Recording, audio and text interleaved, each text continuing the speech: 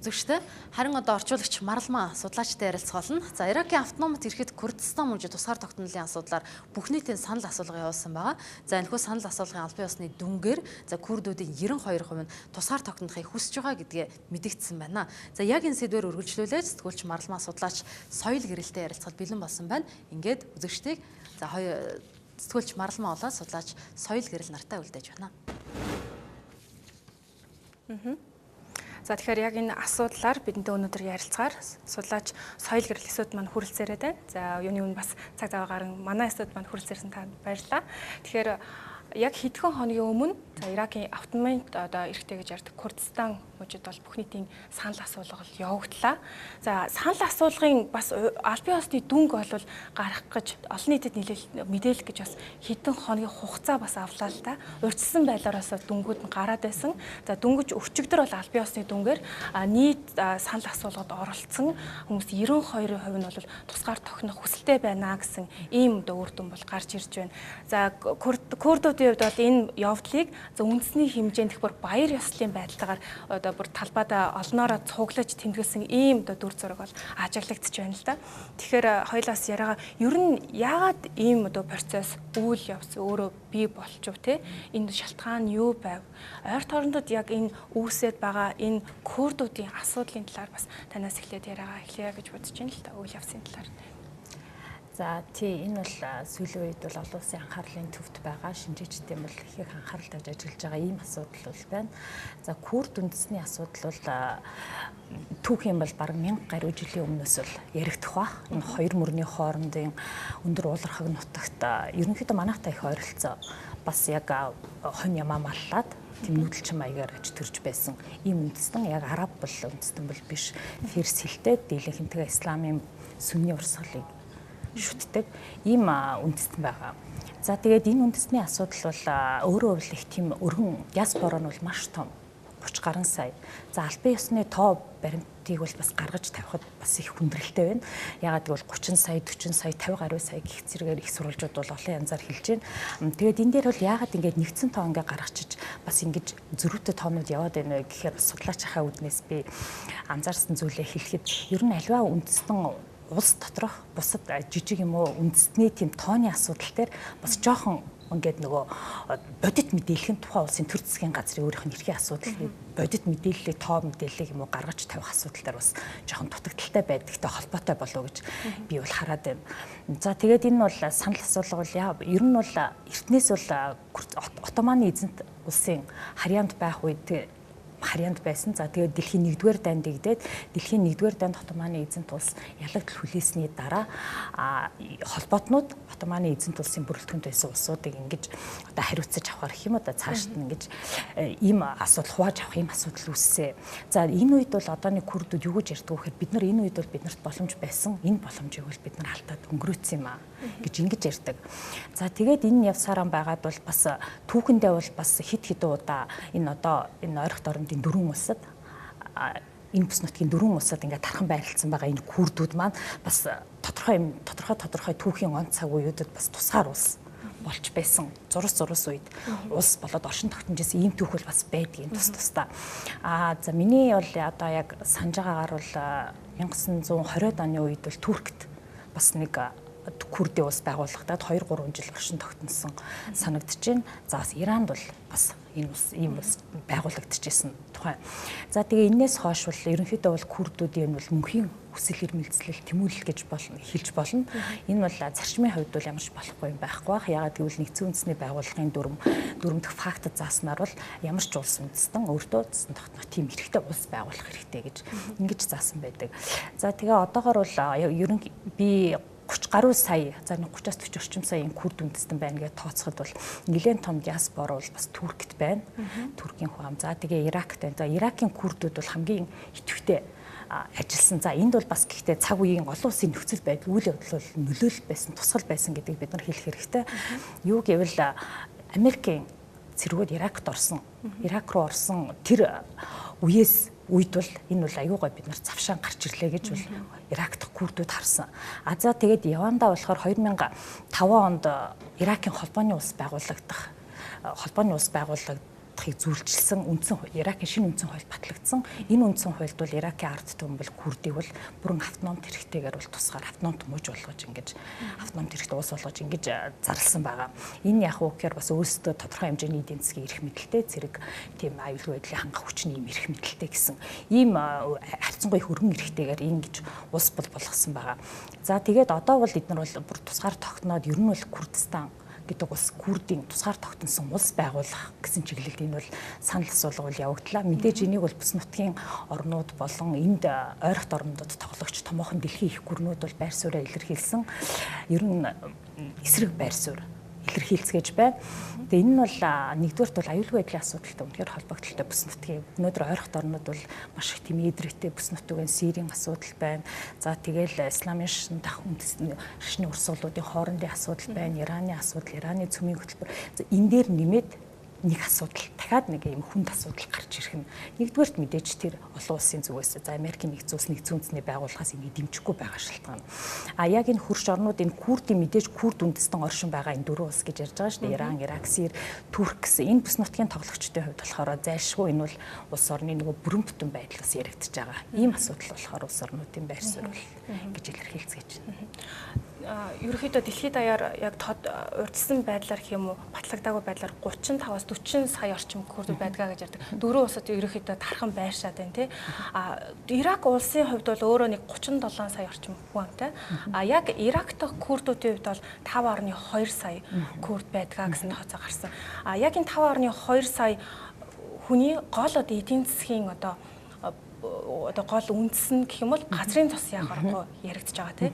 Өөр энэ нөгөө Курдистан мужи чинь энэ мужаараа дамжуулаад цаашаага бас хит хитэн газар нутг руу энэхүү одоо газрын тосоо экспортлсныхаа үр дүнд эдийн засгаа бэхжүүлэх гол одоо зүйл нь болтгоо гэж үздэг. За гэтэл яг энэ бүх нийтийн санал асуулга явуулсны дараагаар хит хитэн улсууд ерөнхийдөө бас хориг санкцны маягийн бас зүйл хийхээ бас мэдэгдээд байна шүү дээ. Ялангуяа Туркийн ерөнхийлөгч Эрдоган бол одоо маш хатуу эсэргүүцнэ гэдгийг мэдэгдээд байна. За Иран гэхэд л одоо агаарын одоо хэлээ хаан гэдгийг мэдэгдчихлээ. За цаашлаад ерөнхийдөө энэхүү хилийн асуудлууд ихээхэн бас маргаантай яригдах нь бол бас энэ төлөв байдлаар нь ажиглагдаад байна л да.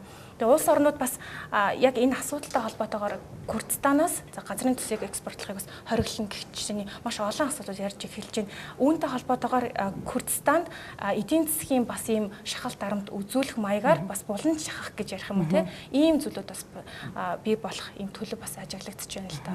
Тэгээ ялангуяа Курдууд ихээр оршин тогтногддог Турк бол хамгийн нэгдүгürt бол эсрүүслээ илэрхийлээд байна тий. За үүний дараа мэдээж Сир болон Иранууд орно.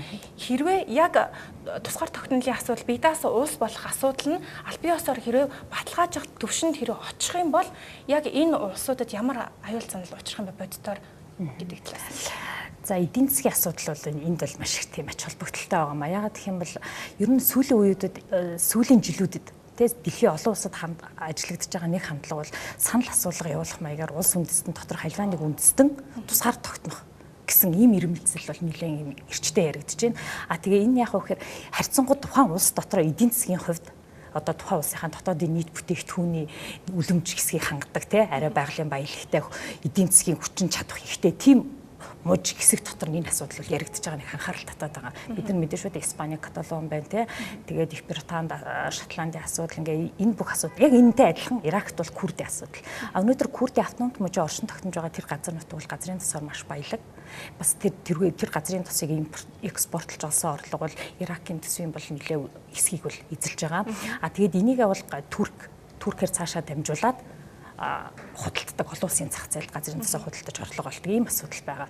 Тэгэхээр одоо сүүлийн үед олон улсын эсэргүүцлийг үл хайхран аливаа үйл явдлаа одоо тэр бодлогоо хэрэгжүүлж байгаа улсын эсрэг харьцангуй тийм эдийн засгийн гарах хэмжээг эхлээд эсэргүүцлэх маягаар дипломат арга хэрэг ингээд үг хэллээр дараа нь ингээд эдийн засгийн гэсэн ийм нэг хандлага одоо ерөнхийдөө бол юм тогтчлоо. Яг тэрэн шиг энэ дээр бол эдийн засгийн гарах хэмжээ өөрийн чинь хэлснээр бол яг авч эхэлж байна. Турк улсын ерөнхийлөгч Эрдоган бол тодорхой хэлсэн байгаа. Ерөнхийдөө бол Курдистанаас Иракийн Курдээс гарах манайхаар дамжиж гарах тэр газрын тосны худалдаан дээр бид нар бол юу хийнэ хориг тавина. Ингээд энийг бол хаана. Тэгэхээр энэ бол цаашдаа орлого нь юунаас орлого олох билээ. Тэгэхээр нөгөө нэг өлсөх нөгөө хотоодтой яригдаад ирэх ийм шууд нөлөөлөх асуудал болчихж байгаа. Тэгээ хоёрдугаарт нь бол бас агаарын хил хаана гэдэг чинь агаарын хилээр дамжиж магадгүй өөр улсаас орж ирэх хүнсний янз бүрийн тусламж генетик юмд нь тодорхой хэмжээгээр бодитойгоор хориг тавих ийм асуудлууд үүсчихэж байгаа. Тэгэхээр энэ бол зайлшгүй одоо эдийн засгийн асуудал бол ингээд тавиад эхлэхээр бол энэ бол бас нэлээд үжигрэх тэгээд хүндрэх ийм л шатруу бол орохоор ингэж л харагдаж байна л да. Ер нь Курдын тусгаар тогтнолыг ер нь дэмжих гэхээс илүүтэйгээр ер нь л олон улсын байгууллагууд бусад улс орнуудын зүгээс эсэргүүцэл хандлага бол их ажиглагдаж байна л гэж бид ойлгож болох нь тийм. Тэгж байна. За бас Курдуудын хувьд бол хэдийгээр ийхүү бүх нийтийн санал асуулга явуулаад за нийт бас Ирак дахь Курдуудын 92% нь бас тусгаар тогтнолоо дэмжээ. Бидаас улстай болёо гэдэг одоо саналыг гаргаад байгаа. За гэхдээ энэ нь юу гэдгийг одоо өнөөдөр юм уу хэдхэн хоногийн дараа магадгүй маргааш гэхэд одоо Иракаас ингээд газар нутгаа хуваагаа таслаад тусдаа улс байгуулчихна гэсэн үг биш юм аа гэж одоо бас Курдистаны бас захирч хэлээд байгаа шүү дээ. Тийм тэгэлгүй яг энэ санал асуулга болохын өмнө бол олон улс бол анхааруулсан хэлсэн. За энийг бол дэмжихгүй байна гэдэг. Тэгэхээр энэ бол одоо иргэдийнхэн санал бодлыг бид нар нэгдүгürt мэдэх гэж байгаа ийм асуудлаа. Түүнээс биш санал асуулга боллоо дүн дэмжсэн гарлаа маргааш нь ингээд салан тусгаар ингээд тусгай улс байгуулчих шууд ийм хурдтай ийм процесс биш юмаа гэж бол тайлбарлаж байгаа. За энэ дээр бас нэг сонирхолтой асуудал гараад ирж байгаа нь юу вэ гэхээр одоо ойрхон орнуудад зөрчилтэй улсууд харьцангуй жоох эрх ашигын зөрчилтэй байгаа ийм улсууд магадгүй Курдистаны асуудлаас энэ Иракийн Курдууд энэ санал явуулсан санал асуудалтай холбогдоод цаашдаа бас харилцаанд нь жоохон өөрчлөлт орох нь гэсэн судлаачдаас харж байгаа тийм хандлага байна. Одоо жишээлбэл Анкара Дамаскын харилцаа төдийлөн сайн биш бол магадгүй одоо нөгөө цаана нэгтгэх гээд байгаа Курд үндэсний эсрэг бас аюулгүй байдлын асуудал дээр ч юм уу тодорхой асуудал дээр зохицох, яриа хэлцээрт орох. За тэгээ бас Иран байна, Иракийн асуудал байна. Нэг хэсэг болохоор ерөнхийдөө бол Туркээс бол нөгөө Иракийн тэр Курдистан байрладаг мужруу бол бас зарим хэмжээгээр юм цохилт өгчээсэн, ингэж халтчихсан юм тохиолдлууд байна. Тухайн үед нь бол Иракийн засгийн газрын нэг бол буруушаадаг, эсэргүүцдэг улсын хил зөвшөөрлгүүд авал иймэрхүү асуудал ярьж исэн бол одоо бол хамтарсан хээрийн сургууль хийхтэй тэн цэргийн сургууль хийх бэлтгэл хийх ийм хэмжээнд ингээ яригдчих ихийг бодоход магадгүй одоо ойрхот оронд дох энэ хүчний харьцаа энэ улсуудын хоорондын харилцааны асуудал олон улсын харилцаанд бас цаашдаа яв яхаа одоо үүсэх процесс хандлагыг бол бид нар ажиглаж явах ийм шаардлагатай болж байна л доо. Тэгэхээр Иракаас гадна бас дахиад 3 улсад Курдууд байгаа шүү дээ. Тэдгээр Курд одоо угсаатан гэж ярих нь бас зөв бах те. Эдгээр Курдуудын бас тухай бас сонирхол бол те зөвхөн Иракаас гаднах бусад одоо улс оронд ажил амьдарч байгаа. За тийм Сир байгаа, Иран байгаа. Тэгээд Турк байгаа. За ер нь бол дандаа энэ одоо дөрвөн улсад байгаа Курдуудын эсрэг бас энэ миний бидний нэрлээд байгаа эдгээр улсууд маш хатуу бодлого явуулаад байн үндэсний цөөнх гээл хавчин гадуурхал ийм юм бол бас байхгүй. Бас тодорхой хэмжээгээр зохицол хүрэх гэсэн зөвлөн хүч ашиглах гэсэн яриа хэлцээний дипломат арга замаар шийдэх гэсэн ийм хандлагууд бол түүхэн цаг үед бол байна л да. Иран бол харьцангуй энэ дотроо Иран бол өөрийнхөө улс доторх Курдүүдэд бол харьцангуй зөөлөн бодлого баримталж исэн, харьцангуй нааштай хандж исэн гэсэн ийм бол бас хандлага байдаг. Харьцангуй нөгөө гурван улсыгаа бодох юм бол тэгэхээр ерөнхийдөө энэ гурван улсын Курдууд бас өөрсдөө бас төдийлөн бас нэгдэлтэй юм уу гэхээр өөрийн чагийг асуусан асуултанд хариулахад бас тийм байдал бол ажиглахдаггүй байна. Хоорондын харилцаа холбооны асуудал гэвэл энэ дээр нөгөө одоо энэ Курд гэдэг үндэсний чи одоо identity буюу үндэсний онцлог тийм өвөрмөц онцлог ялгаа гарч ирж байгаа.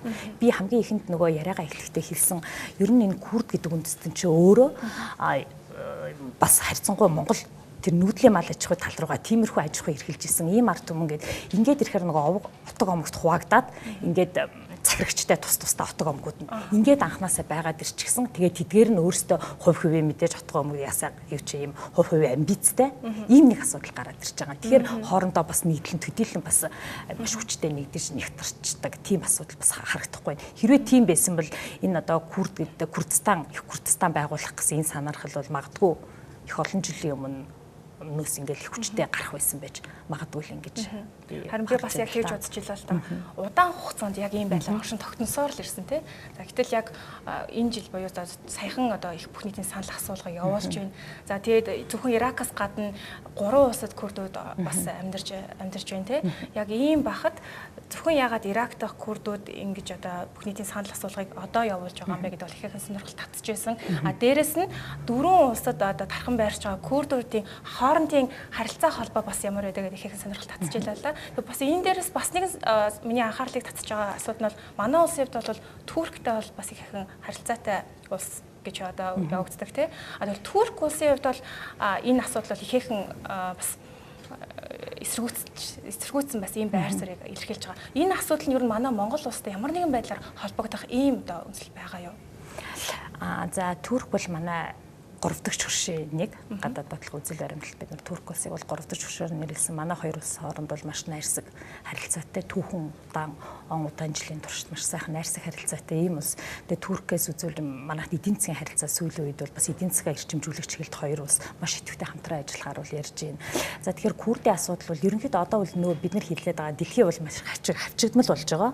Жижигхэн болж байгаа. Бүх юм өнөөдөр магадгүй орон зайн хувьд бид нар бие биенээсээ аслагдмал байж болох ч гэсэн хаана явж байгаа процесс хизээ хинд яаж наалдаж юу яахыг бол бас мэдэхгүй. Тэгэхээр бид нар бол олон улсын харилцаанд болж байгаа энэ том үйл явдлыг бол бас бид нар өөрөө энэ дэлхийн бөмбөрцгийн томоохон нэг хэсэг штэ.